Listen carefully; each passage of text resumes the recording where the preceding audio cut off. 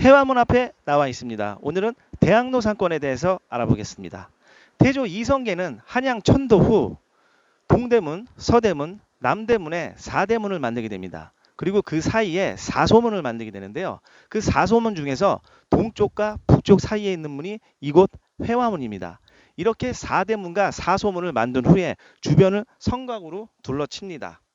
그렇게 함으로써 성곽 외의 지역과 성곽 안의 지역을 사람들이 통행을 하게 됩니다. 이렇게 해서 이제 안에 들어갔을 때 지금 이제 대학로 지역입니다. 1397년에 완공이 되었고요. 1938년에 일제가 해화동에 있던 전차 노선을 뒤쪽에 있는 도남동 쪽으로 이전하면서 철거를 하였습니다. 이후에 1994년도에 복원을 하게 되는데요. 아쉽게도 기존에 있던 모양하고 많이 다르고 위치도 한 10m 정도 비껴난 위치입니다. 해화동의 명칭은 이것 해화문에서 따왔습니다. 저희는 우선 대학로로 가보겠습니다. 가보시죠. 대학로로 내려왔습니다. 대학로는 앞에 있는 종로 5가서부터 쭉 해서 해화동 로터리에 이르는 도로를 의미합니다. 이 앞에 지금 마로니에 공원이 있는데요. 이 마로니에 공원 자리에 1924년도에 경성제국대학이 세워집니다. 식민지대학을 제국대학 형태로 만든 것입니다. 그때 당시에 건물이 남아있는 게 이 맞은편에 지금 서울대학교 영건 캠퍼스, 의과대학, 요 건물 형태가 지금 아직도 남아 있습니다. 이렇듯 이 일대에 경성제국대학이 있었는데요. 광복 이후에 서울대학교로 명칭을 변경하게 됩니다. 그리고 1946년도에 서울대학교는 정식 개교 연도로 자리를 잡습니다. 한번 들어가 보시죠. 마로니에 공원 지금 안쪽으로 들어왔습니다. 이렇듯 경성제국대학은 서울대학교의 전신임에는 부정할 수 없습니다. 서울대학교로 이전이 되면서 그 전에 경성대학교에서 사용했던 기물이나 도서나 뭐 그런 것들을 다 이어받았다고 하더라고요. 그런 형태에서 서울대학교가 이렇게 운영을 하다가 1975년도에 신림동으로 이전을 하게 됩니다. 이전을 하면서 지금 이 자리는 마로니에 공원으로 조성이 되고요. 그러면서 문화예술인들이 모여들고 1985년도에 이 일대는 문화예술의 거리로 지정을 하면서 대학로라는 명칭도 생기게 됩니다. 그러면서 1981년도에 앞에 보이시는 아르코 공연장이 들어서게 되고요. 뒤쪽에 이제 샘터 파랑새 극장, 그리고 뒤쪽에 동숭 아트센터가 80년대에 각각 들어오게 됩니다. 그러면서 이제 이 일대에 연극하시는 분들하고 예술하시는 분들이 막 모여들게 되죠. 그러면서 85년도에는 지하철 4호선이 생기면서 상권이 확정을 하게 돼요. 그 과정을 거치면서 90년대에는 본격적인 이 일대에 연극의 막이 오르게 됩니다. 그러면서 상업 자본들이 들어오게 되면서 대학로 일대는 대형 상권으로 발돋움을 하게 됩니다. 우선 저희는 저 2번 출구 앞으로 가보겠습니다. 2번 출구 KF 골목 사이로 들어왔습니다. 대학로 상권은 대학로를 사이에 두고 건너편이 3, 4번 출구로 명륜동 상권이고요. 제가 서 있는 이쪽이 1, 2번 출구로 동숭동 상권입니다.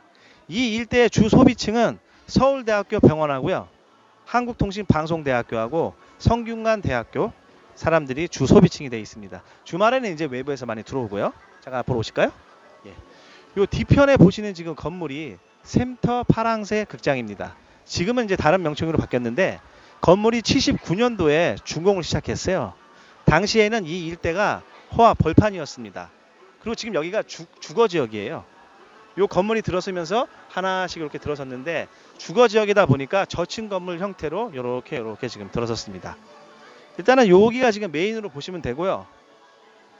이 일대 주 업종은 카페, 음식점, 술집들이 중간중간에 소극장하고 어울려져 있는 상권입니다. 다른 상권에 비해서 특징은 좀 독특하고 이국적인 분위기가 곳곳에 있어요. 그리고 예전에는 라이브 카페를 하는 그런 카페들도 많았고 음식점도 많이 있었어요. 뭐 천년 동안 같은 그 라이브 재즈 카페 등도 있었고 많이 있었는데 지금은 그런 라이브 카페나 뭐 음식점 형태가 많이 없어졌고 저 끝에 보시는 2층에 대형 평수로 라이브 음악을 하는 음식점 정도가 지금 남아 있습니다. 이 대학로 상권이 요 라인을 보시면은 작은 평수들은 그렇게 많지가 않아요. 보통 보면 30평, 40평, 50평 때로는 건물 통으로 이렇게 되어 있습니다. 그러다 보니까 월세 시세는 계산 방식이 보통 50평을 기준으로 했을 때 50 곱하기 150에서 180 하시면 돼요. 그러면 이제 월세 시세가 대충 나오는 거예요. 30평, 40평도 그런 형태로 되시면 됩니다.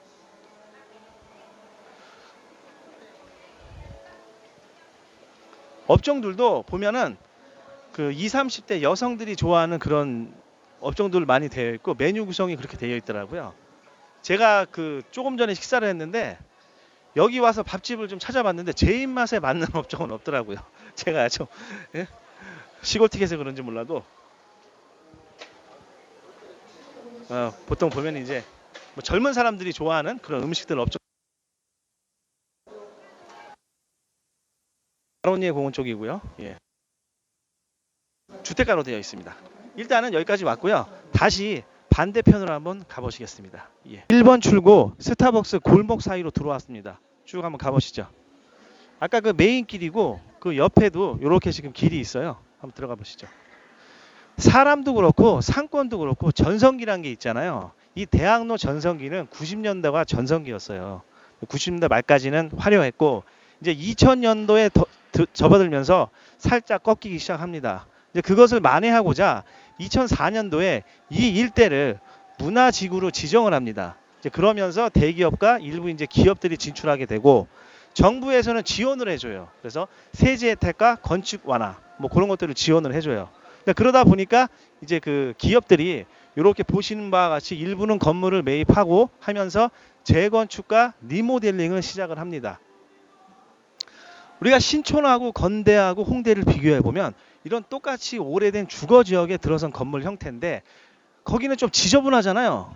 계속 보면 뭐 이렇게 중간중간 쓰레기도 있고 막 건물도 한데 여기 같은 경우에는 그런 그 지원으로 인해서 이렇게 바뀌었어요. 깔끔하게 싹 바뀌다 보니까 좀 더 이국적으로 보이고 깨끗합니다. 그러면서 평수들은 더 커졌고 그러니까 이렇게 돼서 좋은데 여기서 이제 문제는 뭐냐면은 그러다 보니까 이 지역에 이제 토지값이 올라가면서 그리고 공연도 일부 투자를 했던 이제 기업들이 대관료를 상승하게 되고 그러다 보니까 주변에 있던 소극장들 같은 경우에는 임대료가 상승하다 보니까 공연에 있어서 질이 떨어지게 되는 거예요. 어떤 시험적인 거를 계속 해야 되는데 겁나서 못하는 거죠. 그러다 보니까 뻔한 주제가 반복이 되고 사람들이 발길이 끊어지게 되었습니다. 상권 자체가. 그러면서 이제 문제점들이 지적이 된 거고 이후에 이제 대학로가 예전 같지 않다는 말을 많이 나온 겁니다. 지금 일요일인데 그나마 일요일이니까 이렇게 사람이 많은 거예요. 근데 평일에는 사람이 그렇게 많지 않습니다.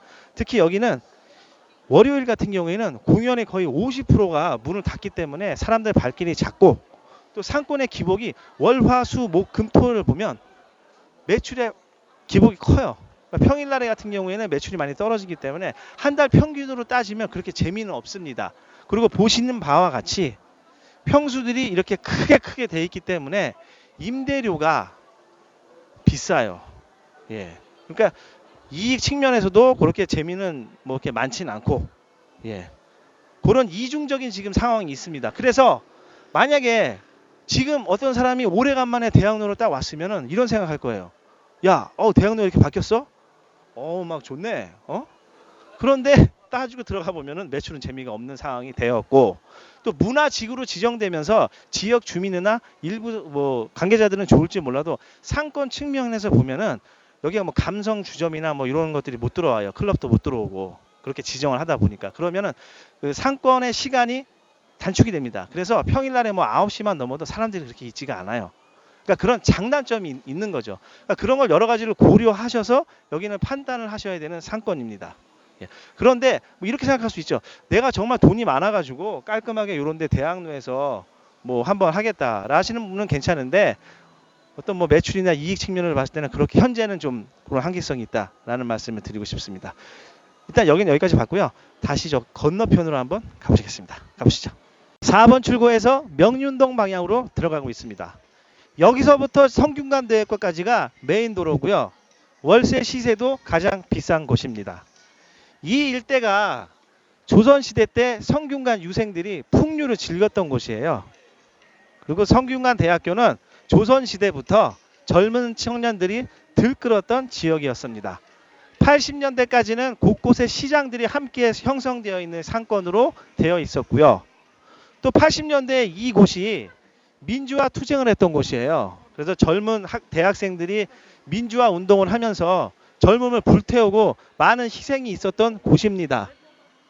역사적으로도 유명한 장소고요.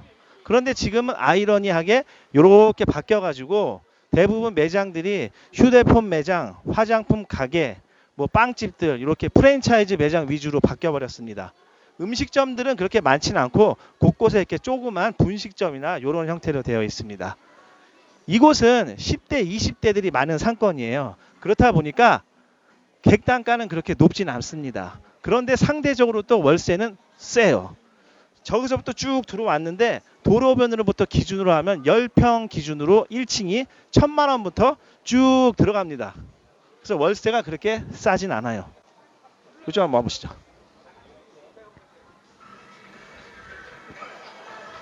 신촌이나 홍대, 건대 이런 거하고 비교했을 때는 월세가 거기보다는 좀 싼데 그래도 초입 같은 경우에 월세가 1층 기준으로 10평에 1,000만 원이면 그렇게 싸다고 할 수는 없어요. 그리고 여기는 도로폭이 좁고 이 우측에 CGV 건물이 보이는데 그나마 이 일대에선 가장 높은 건물입니다. 건폐율이 작다 보니까 화면이 그렇게 크지 않는 극장이에요. 예. 여기서 이제 쭉 들어가서 오른쪽으로 가면은 성균관대학교 6부서부터 시작되는 상권입니다. 그쪽은 대학가 앞에 상권이다 보니까 조그만 평수들이 많이 있고 뭐 분식점이나 문구점 그렇게 대학가 상권 위주로의 그 가게들이 많이 있습니다. 월세는 상대적으로 저렴하고요. 예. 자, 여기를 딱 봤는데 여기가 지금 명륜동이고 우리가 방금 전에 동승동 보고 왔잖아요. 그런데 딱 대부분이 사람들이 오면은 여기보다 아까 그 동승동 일대가 월세가 더 비쌀 거라고 생각을 해요. 그런데 막상 와보면 월세는 여기가 더 비쌉니다. 비싸다 보니까 큰 평수들의 가게들이 많지는 않고 음식점 비중이 그렇게 많지는 않아요. 그래서 저 건너편으로 지금 많이 몰려 있습니다. 음식점들은. 그리고 저 건너편은 장단점이 있어요. 장점은 뭐냐면 이 근방에 있는 종로, 신촌, 건대, 홍대에 비해서는 월세가 상대적으로 저렴합니다. 거의 한 60% 수준을 보시면 돼요. 그와 반면 단점은 큰 평수 위주로 되어 있기 때문에 권리금을 주고 들어와야 되고 인테리어 비용이 많이 드는 단점이 있습니다. 그런 여러 가지를 고려해서 비교를 한번 해보셔야 됩니다. 네, 지금까지 대학로 상권을 봤고요. 이 대학로 상권이 처음에 서울대학교가 있었잖아요. 그 서울대학교가 1976년도에 신림동으로 넘어갑니다. 그래서 다음 편에는 서울대 입구역 상권을 한번 가보겠습니다. 예, 감사합니다.